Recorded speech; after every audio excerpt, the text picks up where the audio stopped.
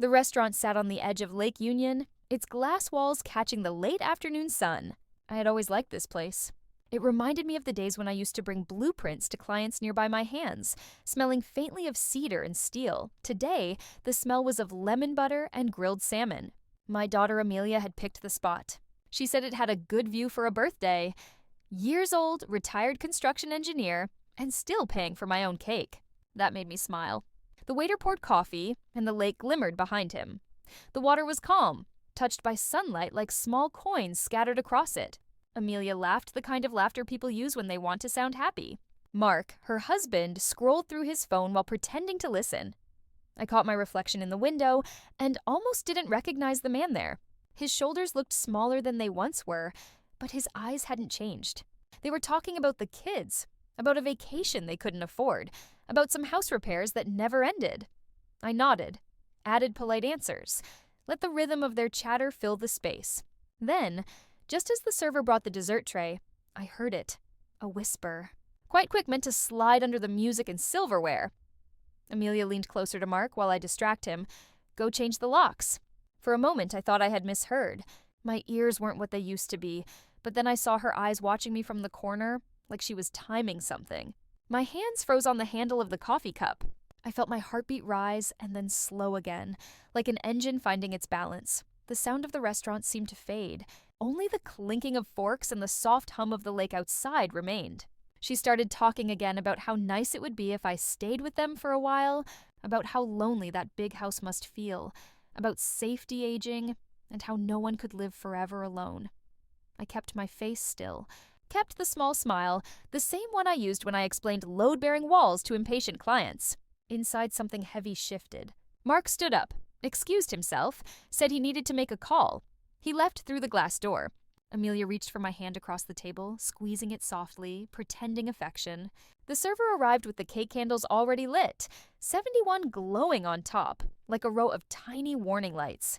She started to sing, voice trembling, eyes darting to the door every few seconds. I joined in the singing quietly, my voice steady, almost calm. It must have been about 50 minutes later when Mark came back. His face was pale, his shirt sticking slightly to his chest. Something went wrong, he said. His voice cracked halfway. Someone's there. The papers are signed? The house is sold. Amelia turned to me, her mouth half open. The silence between us stretched longer than any bridge I had ever built. The waiter cleared the cake plate, unaware of the collapse happening in front of him. I sipped my coffee, the steam fogging my glasses. Yes, I said.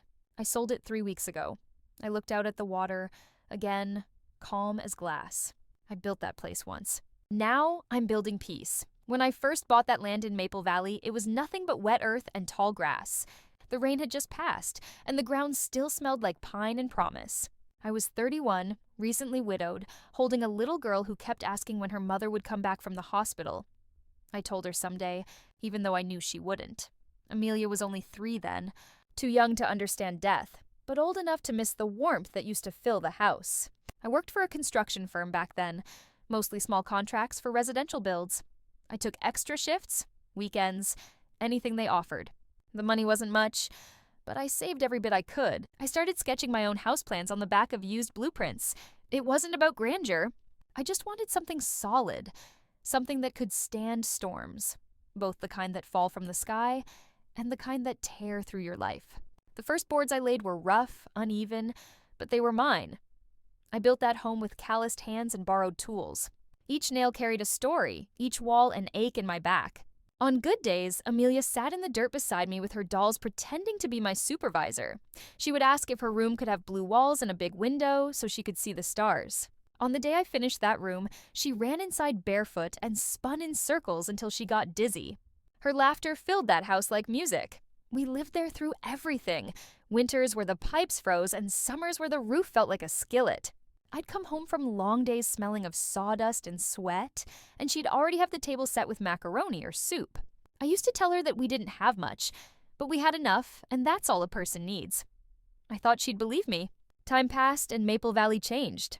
The empty fields turned into paved streets and coffee shops. Houses like mine, built by hand, started to look quaint instead of strong. By the time Amelia finished college, the house was worth 10 times what I paid for the land. She came home one Christmas and told me I should think about refinancing or upgrading. I laughed. She didn't. She married Mark a few years later, a man who sold insurance and confidence in equal measure. I gave them my blessing because that's what fathers do, even when their gut tells them something doesn't sit right. They moved 2 towns over, but I still saw them often. They'd come by on weekends, always with the same mix of smiles and suggestions. "The place looks old, Dad. Maybe it's time to let us help manage it. We could make sure it's protected if anything ever happened to you." At first, I took it as care. I told myself it was love in a modern language I didn't fully understand. But then the tone shifted. Mark started using words like inheritance and investment. Amelia started saying we instead of you. It was subtle, but I could hear it in the way she looked around the house. Her eyes tracing corners like she was already planning changes. The dining room where her mother and I danced on our last anniversary became a space she called outdated. The wood stove I'd repaired 100 times was unsafe. I remember one afternoon sitting on the porch with a cup of black coffee while they argued about a new roof. I told them the shingles were fine. Mark said roofs don't last forever. Amelia added softly, "Neither do fathers." That hit harder than she realized. Months later, I started noticing little things. They'd show up unannounced, taking photos of the house, asking about property values, about whether I had a will. I didn't get angry then. I just watched. I remembered every detail. The way Mark's eyes wandered more over the structure than the stories I told. The way Amelia avoided looking at the old swing where she used to play. One rainy evening, I went to drop off a toolbox at their place. I was halfway up the porch steps when I heard voices through the half-open window. Amelia was talking, low-tired but firm. "He won't live forever, Mark. We have to be smart." Mark's reply was quieter, almost rehearsed. "Then make it sound like it's for his safety. You're his daughter. He'll believe you." I stood there for a long time, the rain soaking through my jacket. I should have been angry, but what I felt was something colder. Understanding. Love had turned into ownership. My daughter, the girl who used to bring me lemonade and a chip mug, was now planning how to take from me what I had built for her. That night, I sat in the kitchen, staring at the old blueprints still rolled up on the counter. I remembered how heavy the beams felt, how the wood cracked under my hammer, how proud I was when I first turned the key in that door, and then I made a new plan. No more explaining, no more trying to make her see the difference between care and control. It was time to protect what remained of me. The next morning at 8:15 a.m., I called a lawyer. I told him I needed to make some changes. He didn't ask why, and I didn't explain. 40 years of work deserved to rest in the right hands. This time, those hands would be mine. The next time I saw Amelia and Mark after that birthday lunch, they didn't bring smiles or dessert. They brought anger dressed as concern. We met at the same restaurant, but this time the air was heavier, as if the lake itself had gone still to listen. Amelia started, first saying I had acted irrationally, that selling the house had been a mistake, that I wasn't thinking clearly. Mark backed her up with his soft salesman tone, calling it a misunderstanding and suggesting we fix things together. They said the money wasn't safe, that someone my age could be taken advantage of. I listened. I let them speak until their voices circled back to the word inheritance. That was when I realized this wasn't about safety. It was about ownership again. I told them calmly that everything had been handled legally. The house had been sold in full notarized and paid for in cash. The money had been divided into 3 accounts, with legal protections and oversight from my attorney. I had even undergone a psychological evaluation to prove I was mentally sound. I said it without anger, just facts. The silence that followed was thick. Amelia's face flushed red, but she tried to smile. She told me they were only trying to protect me. I said I didn't need protection, only respect. That night, I got a call from my lawyer. They had filed a petition for temporary guardianship, claiming I was mentally unstable and unable to manage my affairs. I wasn't surprised. I had seen this coming months before and built my defense like I once built houses. Careful, steady one nail at a time. 3 weeks later, I walked into the King County Courthouse, wearing my best suit, the same gray one I wore to Amelia's wedding. The courtroom was small and cold. On one side sat Amelia and Mark with their attorney, a man with a voice as smooth as marble. On my side, it was just me and my lawyer, Mr. Richards, a calm man with silver hair who believed that truth does not need volume to be heard. The opposing lawyer spoke first.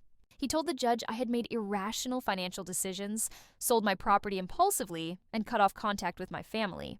He said these were signs of cognitive decline. He spoke of my supposed confusion of isolation, of potential exploitation by outsiders. He asked for guardianship so that Amelia could manage her father's welfare. The words sounded professional, but all I heard was control. When it was our turn, Mr. Richards stood slowly and handed the judge a stack of documents. There was the signed property sale, the notary records, the bank statements showing responsible management, and the psychological evaluation written by a licensed doctor. He said I was not a confused old man. I was a retired engineer who had worked 40 years and made deliberate, intelligent decisions to protect myself. He spoke calmly, never raising his voice, letting each word settle like dust after a hammer strike. Then the judge asked if I wanted to speak. I stood up. My knees ached, but my voice was steady. I told him I sold my home because I discovered my daughter and her husband planned to take control of my property through legal manipulation. I said I had proof they discussed guardianship before I made any sale. I explained that everything I did was lawful, transparent, and guided by counsel. The judge listened without interrupting. Amelia looked at me, then eyes glassy, face tight. I could see the child she once was standing barefoot in sawdust, asking if her room would have a window. For a brief second, I almost softened. Then she turned to whisper to her lawyer, and the moment passed. The courtroom was quiet as the judge reviewed the papers. After a few minutes, that felt like hours, he spoke. He said there was no evidence of mental incapacity, no mismanagement of funds, and no legal reason to remove my autonomy. He denied their petition in full. His gavel hit the desk once sharp and final. Amelia dropped her gaze. Mark sat motionless, his jaw tight. I felt no victory, only the stillness that comes after a storm. When I left the courtroom, Mr. Richards shook my hand and said I'd done well. I told him it wasn't about winning. It was about keeping the right to live my own life. Outside, the sky was gray, but the air felt light. Amelia and Mark stood near the courthouse steps. She called out to me, her voice trembling between anger and shame. She said I didn't have to make it this way. I stopped, looked at her, and spoke quietly so only she could hear. Love without respect becomes control. One day you'll understand that. Then I walked away. As I crossed the street, I realized I didn't need to rebuild anything. I had already built enough. A life, a lesson, and the strength to stand alone without bitterness. Dignity, I thought, is the only thing that does not crumble with time. My apartment overlooks the same lake where everything began. It is small but quiet, with wide windows that let in the morning light. I keep a few canvases near the wall, most of them half-painted. Sometimes I work with wood, again helping young carpenters at the community center fix their first joints and frames. The smell of sawdust still feels like home. Life is slower now. I make coffee at 7:30 a.m., open the window, and listen to the city waking up. Some evenings I walk down to the water and watch the boats.